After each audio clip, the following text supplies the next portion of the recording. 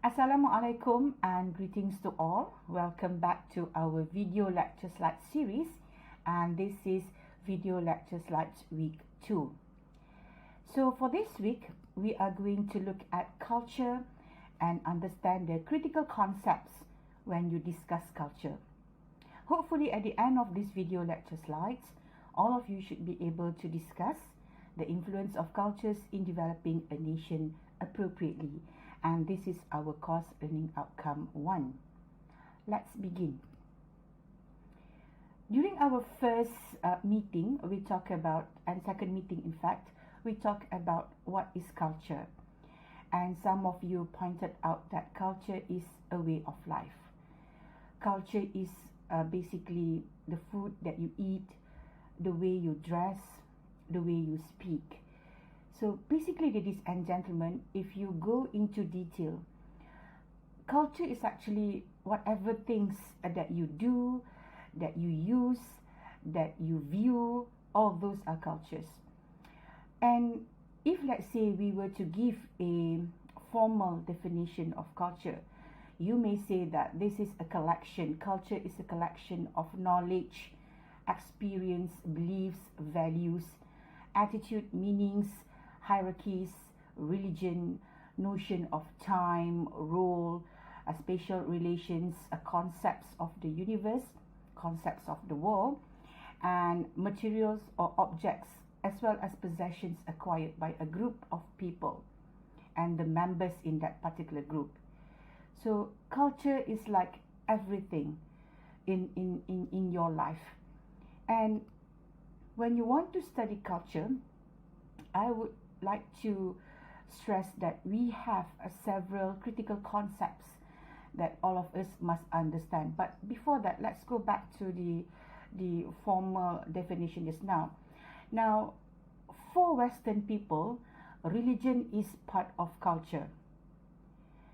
And for us in Malaysia, as well as in most South Asian countries, basically Brunei or Indonesia, Thailand, religion is not part of culture. In fact, religion is bigger than culture. Why? Because religion cannot be changed, but cultures can change according to time and how people actually practice culture. So that's why, ladies and gentlemen, for our course this semester, we are not going to include religion as part of culture. So later on, I will explain when we meet again in our face-to-face session. So coming back to the critical concepts when you want to study or understand culture, one of them is cultural determinism. Basically, ladies and gentlemen, whatever objects or actions or events, behaviors from the past, if let's say they occur again now, then probably you can actually guess or you can anticipate the outcome of it. For example, if you go, let's say if you attend a birthday party, then you expect to see a birthday cake, because when you watch movies or maybe you yourself have attended a birthday party, you will be expecting to see the birthday cake, and sometimes you start to compare, oh, my birthday cake's bigger, or my cousin's birthday cake bigger than this. So birthday cake is like so important when you celebrate a birthday. Similar thing goes to, for example, if you attend a Malay wedding kenduri or banquet, so you expect to eat nasi minyak, for example, ayam masak merah, daging masak hitam. So that's the expectation you as a guest attending a Malay wedding kenduri.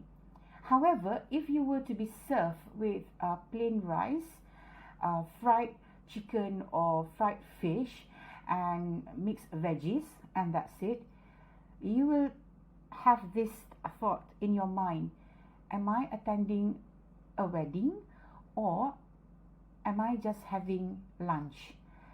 So cultural determinism, ladies and gentlemen, is actually whatever happening or things, events, objects from the past, there's some sort of outcome, and when it occur again, when it happens again, now you can actually guess, you can anticipate the outcome or what's going to happen, for example.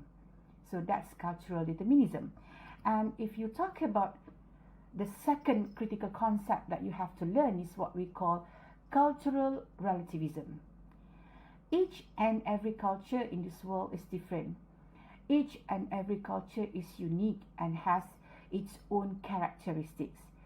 So, ladies and gentlemen, if let's say you see a member of another culture, not from your culture, a member of another culture, does something, and you feel that that is wrong, you are wrong. You yourself are wrong.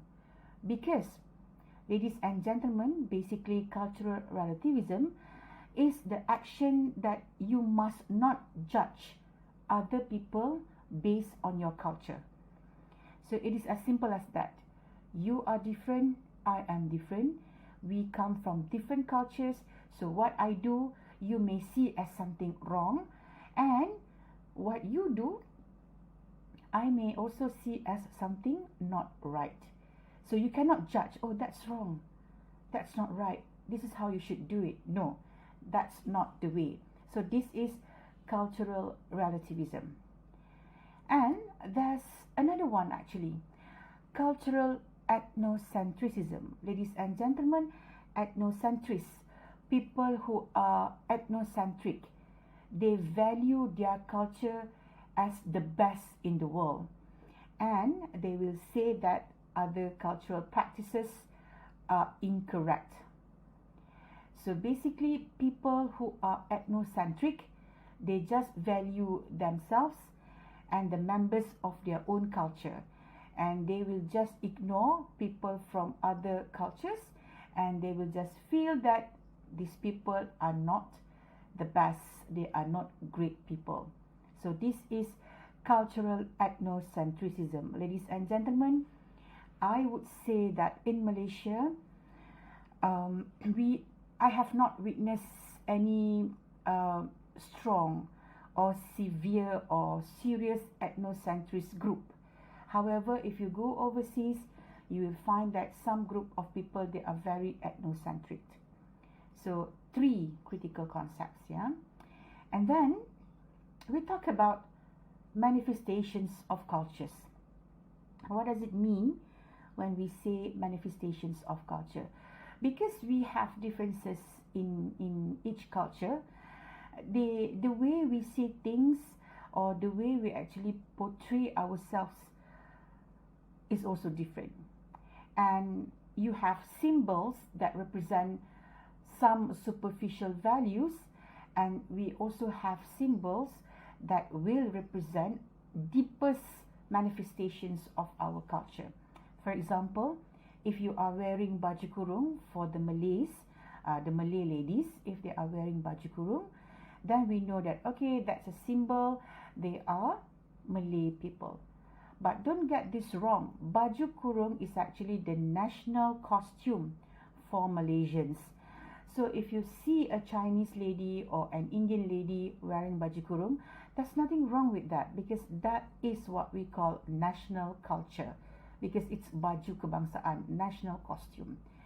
However, if they were to wear, for example, saris or cheongsam, that is their manifestation, a very clear manifestation of the fact that they are a Chinese or an Indian. So that's the difference between, being superficial or as well as deepest manifestations of culture. Now, when you talk about differences, and our course, or rather our academic program, is trying to avoid misunderstanding. So how do we reconcile or come together? Reconciliations of differences. So number 1, all of us must have this, what we call cultural awareness. You should know that, oh, this is how the Chinese people do things. This is how the Malays do things. So we must be aware of this of these differences, and we must be able to accept. Secondly is clustering cultures. When you talk about clustering cultures, it's actually, you know that, okay, the Malays, they have different practices, the Chinese, they have different practices, the Indians, they have different practices, and as well as we have minorities, we have ethnic groups in Malaysia. So all of this, actually, they are one cluster each. So when we are aware of this, when we put them into clusters, then we start to respect these differences. And then, last but not least, is actually by determining the global involvement. Now, how do you actually introduce Malaysia to your foreign friends, to your friends from overseas? Of course, you will talk about all these cultural practices. And we don't just say about, oh, we have Malay cultures, that's it. We will talk about Malay cultures, Indian cultures, Chinese cultures, and all these ethnic groups that we have in Malaysia. So that is actually determining the global involvement. We talk about Malaysians, we don't talk about Malays, we don't talk about Chinese, we don't talk about Indians only when you talk about Malaysian cultures.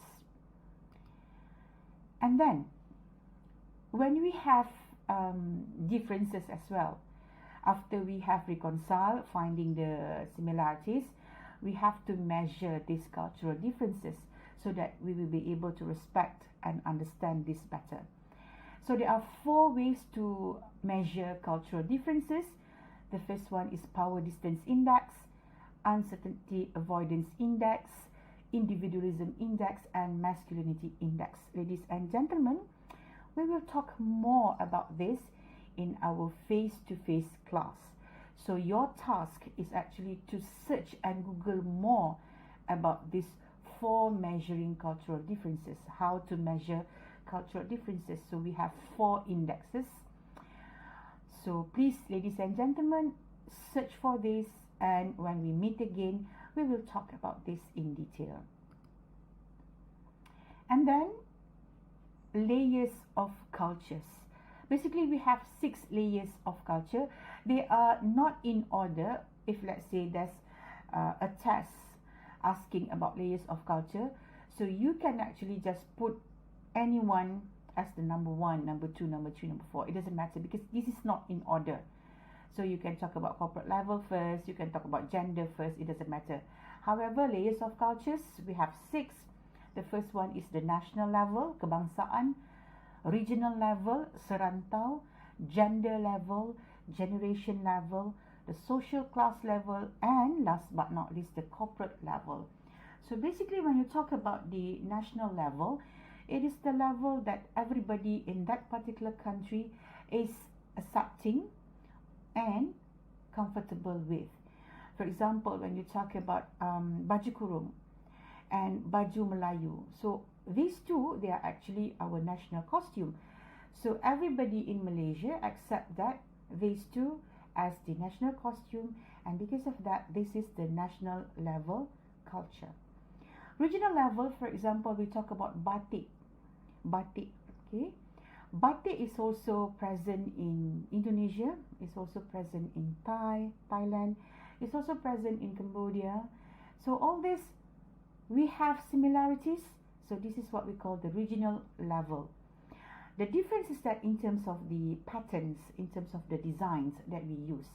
But batik exists in all this one region. We talk about Southeast Asian region. And then we talk about gender. Ladies and gentlemen, we only have 2 gender, male and female. Okay? Maybe if you go overseas, you will realize that they have the 3rd gender. So, no, in Malaysia, only 2, male and female.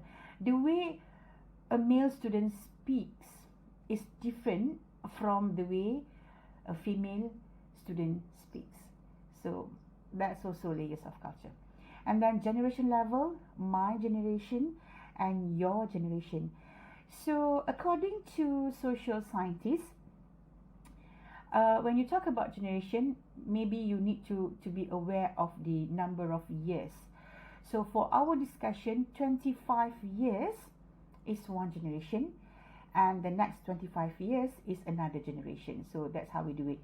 Some books, they will talk about 50 years as one generation, and the next 50 years another generation. But for our discussion, 25 years. So imagine your age and my age. I think we are 3 generations.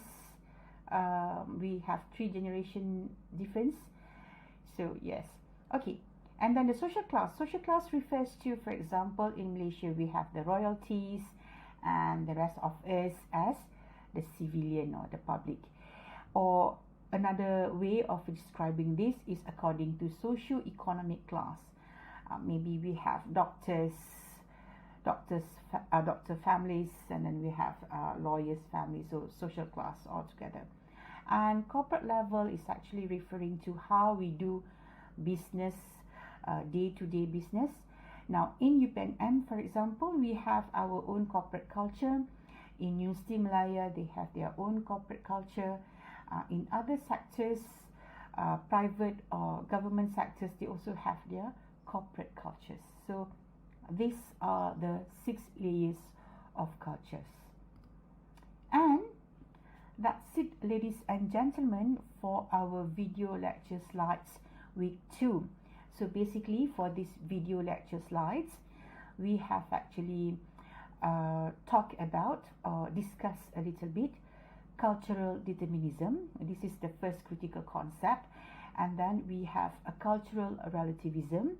And then we have cultural ethnocentrism. And then we talk about layers of cultures. At the same time, we also talk about reconciliations of differences, cultural differences, and last but not least, we talk about how to measure cultural differences. And this is your task, to search more information about the 4 indexes of how to measure cultural differences. With that, ladies and gentlemen, thank you very much. And should you have any problems, you can always WhatsApp me, you can email me, or you can actually just wait for our face-to-face discussion in order to ask your questions. With that, Assalamualaikum and greetings to all once again.